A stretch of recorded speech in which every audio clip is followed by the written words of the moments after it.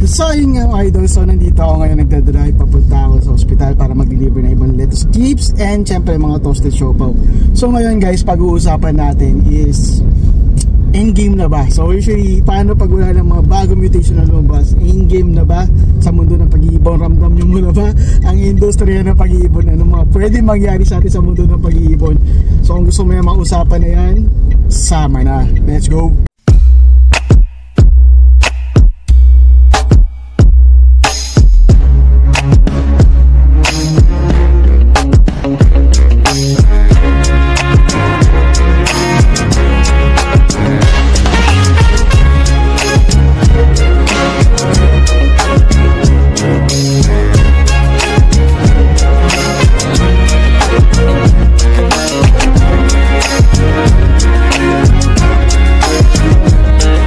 Mga idol, nagpabalik na naman tayo sa Udahay TV sa Pag-usapan channel. Please like, comment, subscribe, hit mo na rin yung notification bell para lagi updated sa mga video natin. And pakilala muna ako, Luigi. Pwede mo tawag EG, pwede rin Box, pwede mo sa EG Box para kung saan tayo kwentuhan at usapang ibon. And ngayon nandito tayo sa kotse. So yun nga, may diniliver lang ako and ngayon hinihintay ko siya. So sabi ko habang naghihintay, makapag-vlog na doon sa vlog na gusto kong gawin, no? Kasi nga wala din akong place para mag-vlog ngayon. So dito na lang. So usually yun nga guys, pag-uusapin natin ngayon, paano pag wala ng bagong mutation na lumabas? Endgame na ba sa industriya ng pag-iibon? Wala na bang industriya ng pag-iibon? Katulad na nangyari sa Alpswan, sa mga Rosicolis, no? So ngayon parang walang bagong mutation, wala akong bagong mutation na nababalitaan sa Rosicolis. Kung meron kayo dyan, comment down below nyo na yung mga bagong mutation na yan. Sorry, Rosicolis. Pero napansin nyo nung panahon na wala na masyadong bagong mutation sa Rosicolis, wala na rin pumapasin sa kanila masyado. Wala na rin masyadong demand, wala na rin masyadong bumibili sa mga Rosicolis natin, no? Pati sa parakit, no? Ganon din, pati sa kakatail. Dahil nga parang, dahil wala ng bagong mutation sa kanila, hindi sila yung pinakasikat or pinaka inaalagaan ng karamihan na mag-iibon. And ngayon, sa mundo ng African lovebirds, tanong meron pa ba? Actually, meron pa sa i-ring natin or sa Alps 2, di ba? So meron pa ba na bumibili sa ating fishery, personata, ng mga African lovebirds? Meron pa ba? So usually, meron naman, di ba? So, hindi pa endgame to be honest. Pero, bakit ganun yung pakiramdam? Bakit ganun yung pakiramdam natin? No? Parang, sobrang tubal. sobrang, ay sabi ko sa'yo, nagpost ako sa Facebook ko noong nakaraan, di ba? Sabi ko, tawag dito, nagpost ako sa Facebook ko, yung tanong doon na, kailan ka huli nakabenta ng ibon? Ang sagot nila doon, hindi ko na maalala, your honor. Di ba? Diba? So yung sikat na sikat kayo si Mayor, Guo. So, ayun ako, di ba? Ramdam nyo ba? Ramdam nyo ba yung industriya? Isa ba kayo doon sa mga nag-iiyak na ngayon na pumunta sa mundo ng pag-iibon no 2020 na, ay grabe, sobrang sagala. Talaga naman ang ibon, talaga kahit inakay pa lang, pinare-reserve na, inakay pa lang, binibili na. Di ba? Ngayon, wala. Tumanda na yung ibon sa aviary mo, wala pa rin nabili. May bibili man, babaratin pa. Ay, nako, buhay, di ba? So yun nga guys, no? So, ano ba yung meron nyo sa mundo ng pag-iibon? Bakit parang ang tumay? Actually, parte naman yun ng cycle ng pag-iibon. Nangyari na yan, ilang beses na. Di ba? Pero bakit ganun? May mga bagong mutation naman. May mga aqua, di ba? May mga yellow face. Pero parang, bibili ba ako niyan? May sigurado bang bibili sa akin yan? Yung mga lalaro sa utak mo yung natanong, di ba? Talaga namang grabe, no? So, iba yung sitwasyon yun, to be honest. To be honest, ako, sariling opinion ko sariling opinion ko lang, hindi pa totally endgame. Never ever magiging endgame. Kahit wala akong lumabas sa bagong mutation. Never ever magiging endgame kung meron tayong isang organization, diba? So isang org na talaga namang nagpapakita or nagbabalidate ng galing ng bawat mag-iibon. Hindi lang yung ganda ng ibon, kundi yung galing din ng nag-aalaga. Yeah, diba? So nag-vlog po ako 2020. Tandaan nyo 2020, the ITV, no? So nung nag-vlog ako noon, akala ko ang iba-vlog ko lang is about do sa mga ibon na uso noon. Kasi parang feeling ko yun yung mga interest ng mga mag-iibon. Yung mga dilute that time, yung mga opaline that time, opa pale, di ba? Yun yung mga, ay grabe, ang ganda ng presyo, di ba? Pero, sa tagal Alam mo, 2020, 2024 ngayon, no? For 4 years na. Pero usually, naging active talaga ako mag-vlog na sunod-sunod from 2021 to 2022 lang. 2023, medyo laylo na. Diba? So, sa dami ng taong dumating, nagtanong doon sa ABR page, hindi lang doon, yung mga taong nakilala. Usually, especially sa BLBB, sa Binyan, Laguna Bird Breeder, doon sa ating samahan dito sa Binyan. Ang dami ko nakilala na magagaling na mag-iibon. Yung talagang passionate, yung talagang ang tanong talaga hindi siya tungkol do sa kung ano lang uso. Kung hindi ano yung mga bagay na magaganda lang. Or yung mga ibon na alam mong kikita siya, hindi ganun yung mga tanungan, di ba, honest? To be honest, kung meron alam ko talagang meron naka-experience sa inyo na parang iba yung kausap nyo doon sa chat, parang hindi ako. Diba? Parang ibang tao. To be honest, maging honest at aamin ho ako sa inyo na minsan strict talaga ako. Minsan stricto talaga ako. At minsan ubot ko rin ng gaspang. To be honest, so. Ganun ho akong klase ng tao. Kasi nga, I'm a professional. Nurse ho ako. Diba? Parang nasanay kami na hindi lahat sinusubo sa amin.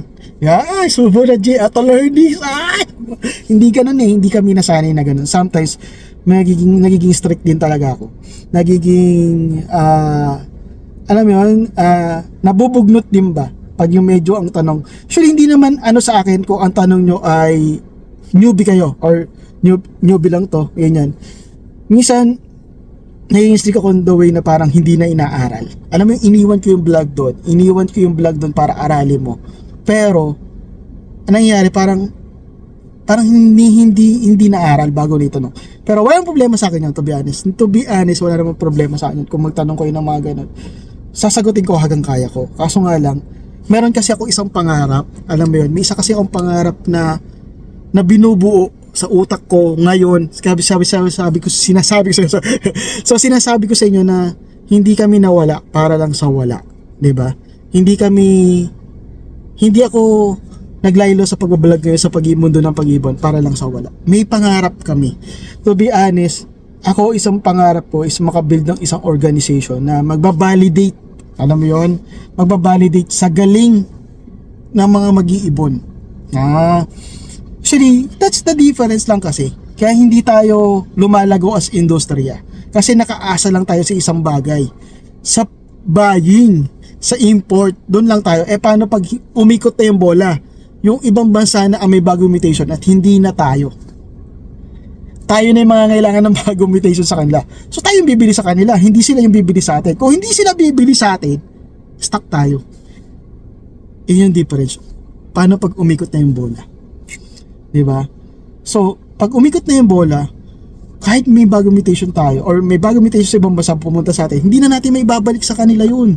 Kasi sa kanila galing yun eh. Diba? So, walang mangyayari. Walang mangyayari talaga. Kaya, diba, ramdam nyo na kahit may mga bagong mutation, hindi na katulad ng dati ang ikot. Dati nga, para blue lang ang lumabas eh. 5,000 na isa. Pag ginawa mong offline, 100,000. Kasi nga, nasa atin ang materialis, wala ibang bansa. Ngayon, ibang ikot. Yung yellow piece, sa ibang bansa galing eh. Yan sa atin, hindi natin mabato pabalik eh. Diba? Yun yung problema. Yun yung problema natin ngayon. No? So, to be honest, the industry, yun ang problema natin. Pero pwede naman hindi natin problemahin yun. Kung tayo mismo, sa sarili natin bansa, merong nagbabalidate. Alam mo yun? Merong gumagawa ng isang organization na alam mo yun, magbabalidate ng galing ng bawat mag-ibon. Bird show, di ba? Kanyari nga, event na bird show. Di ba? Tayo mga Filipino breeders, ang galing natin dyan sa Facebook magpagalingan ng ibon, di ba? Pero wala naman nagbabalidate sa atin na tama tayo. Di ba? Wala nang magbabalidate na okay ang idea mo. Maganda yung mundo, sa mundo ng pag-iibon. Di ba? Gusto ko makatayo ho. Usually, hindi kami nawala para sa wala. Dahil ngayon, pinapangarap ko at utik-utik ko tinatrabaho na mapagtayo ng organization na tutulong, usually, na magpakilala. Di ba? Sa mga magagaling na mag-iibon. Sabi ko sa inyo, bakit ako strict? Minsan, na magturo.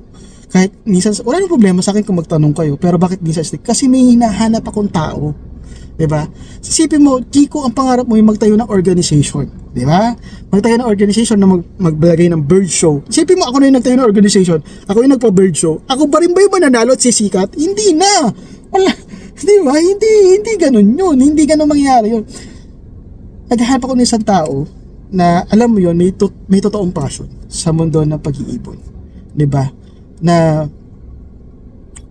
alam mo, dadating yung panahon, sisikat siya at makaka-inspire na maraming tao, na maraming mag-iibon, na posible pala ako, kahit simple mag-iibon lang ako, kahit maliit na mag-iibon lang pala ako, posible pala ako makilala sa industriya ko. Diba? That's the dream. Yun yung pangarap. Alam mo, pag nabuo natin to, kahit simple mag-iibon ka, as long na fair or patas ang laban para sa atin, ay kilala ka eh. That's, alam mo, yun din yung sad nung maraming tanong na dumadating sa akin. Yung mga tanong na nagpapabalidate lang ng ibon, nagpapa-ID lang ng ibon para mabenta nila sa iba. Ayaw aralin yung, alam mo yun, ayaw aralin yung pag-iibon. Ang gusto lang nila is magtanong sa'yo, mabalidate para mabenta. Nakakalungkot yun. Pero, ang minsan nanggigigil ako pag pero nagtatanong sa akin na, alam mo yun, lumalalim pa yung usapan na gumaganda, alam mo yun, gumaganda yung tingin ko doon sa tao na parang, wow, mag-iibon talaga siya. And, ang gusto ko, dumating yung panahon na eto mag-iibon na to, na nakilala ko na totoo mag-iibon, makilala mo din na ang galing nito, na minsan bago lang siya pero parang ako yung natututo, ako yung may natututunan sa kanya. So yun yung masaya na feeling na balang araw gusto ko ma-share sa inyo na mapalaki natin yung industriya. To be honest, ako nga tapos na ako dito.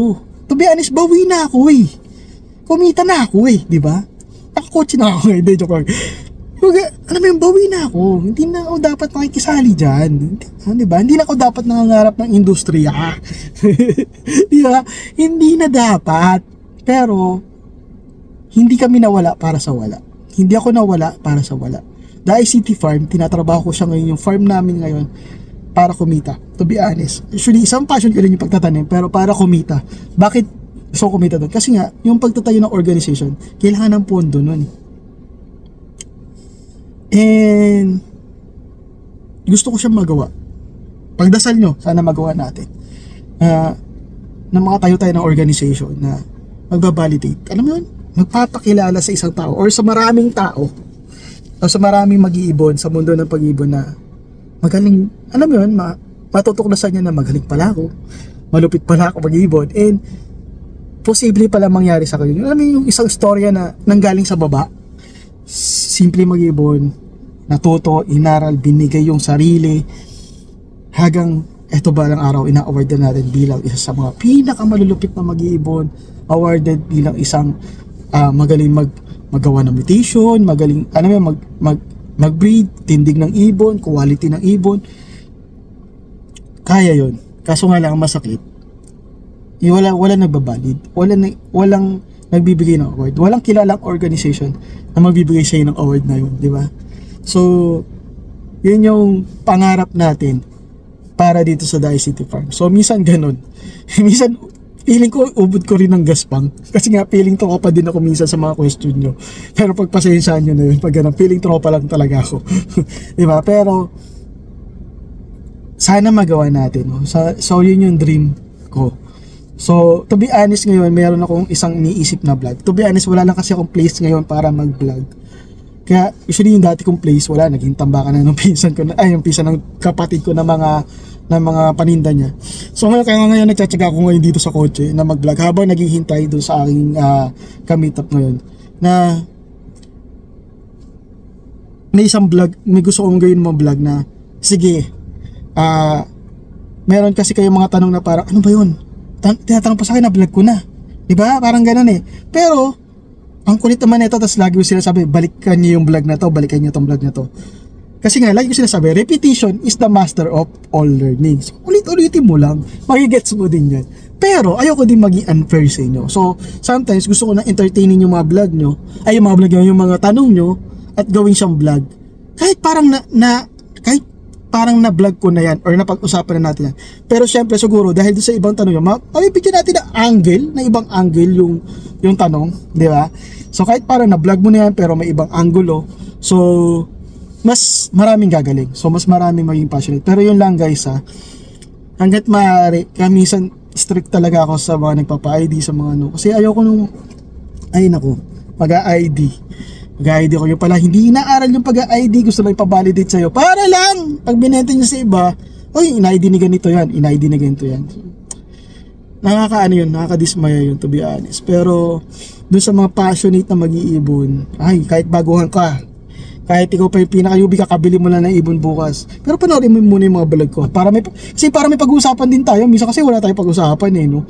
Nakakatamad eh. Diba? So, yan lang. I still entertain your question. Minsan nga, meron ako doon sa ano ko. Ang dami na palang tanong dito. Siguro, ewan ko ano ginawa na FB na pahiwalay siya. Tapos nung nakita ko siya, ang dami, ang haba, isa ko sinagot. Yung iba parang last year pa natanong, no? Pero sinagot ko pa din. Pero, yun nga guys, sana nandiyan pa rin kayo. Pero from 2020 na, grabe, sobrang sagana natin na hanggang ngayon, sana, isa sa mga natira, matyaga natin na magawa yung platform na sinasabi ko. Kasi feeling ko yun ang kulang. Kahit walang bagong mutation na lumabas, kaya yung platform na yun, hindi lang para sa iRing, para na yun sa Kakatail, sa Alps One, diba? Actually, feeling ko pag naumpisahan natin to, or kaya sinasabi ko na idea ngayon dito sa vlog eh, baka mayroong ibang makaget sa na idea, maumpisahan din nila. So, yun eh, yun yung feeling ko solution sa problema natin ngayon. Diba? Mayroong bird show, may event, may mga ganun lang tayo. Mababalidate, ibig sabihin, yung taong nagpapakahirap ngayon, yung taong nagtsatsaga ngayon to build some mutation or quality ng ibon, mababalidate siya. Masasabi natin sa kanya na, ang galing mo tol, ang lupit mo tol. Diba? Meron yan. Sa dami ko na nakita. Sa dami ko na nakakwentuhan, talagang ma-amaze ka. Yung mata ko, ay bibigay ko sa'yo, nang para makita mo yung nakita ko sa mga ang daming mag-ibon na nakausap ko. Makikita mo, ay, grabe itong industriya to. So yun nga, lagi nyo tatandaan, basta usapa ITV, ay siya. Thank you.